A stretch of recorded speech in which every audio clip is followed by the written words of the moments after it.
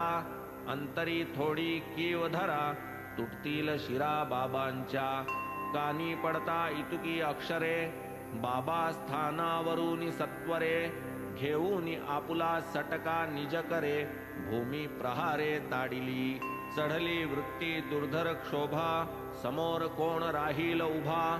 नेत्र खदिरांगार प्रभा, फिरती सभोवार जै. अंधारी मार्जाराची बुबुळे, तेवी चमकती दिवसा डोळे. वाटे नयनीची या ज्वाळे, आताच जाळीतील सृष्टी.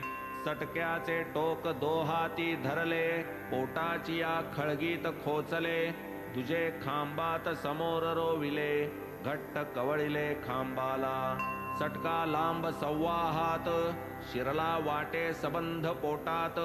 आता स्फोट होऊन प्राणांत, ओढवेल क्षणात तै वाटे. खांब आढळतो काय हाले, बाबा जवळी जवळी भिडले. खांबास पोटाशी घट्ट आवळिले, पाणी पळविले देखत्यांचे. आता होईल पोटाचा स्फोट, जो तो तोंडात घाली बोट. बाप हा काय प्रसंग दुर्घट, ओढवले संकट दुर्धर. ऐसी लोक करीती चिंता, काय करावे या आकांता. एवढे संकट त्या मावशी करिता, भक्ताधीनता हे ब्रीद. कधी कोणीही सेवा करिता, मध्येच दर्शविता अनुचितता. किंवा सेवेकर्यास कोणी बोलता, बाबांचे चित्ता खपेना.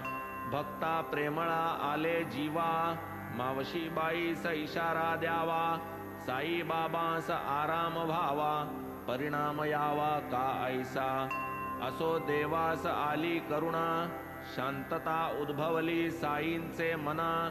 सोडून या ते भयप्रद कल्पना, येऊन आसना बैसती. भक्त प्रेमळ जरी निधडा, बाबांचा स्वभाव पाहून करडा. लाविला तेथून कानास खडा, घेतला धडा पुढारा. तेव्हापासून निश्चय केला, जावेन कोणाच्याही वाटेला. येईल जैसे ज्याचे मनाला, तैसे तयाला करू द्यावे.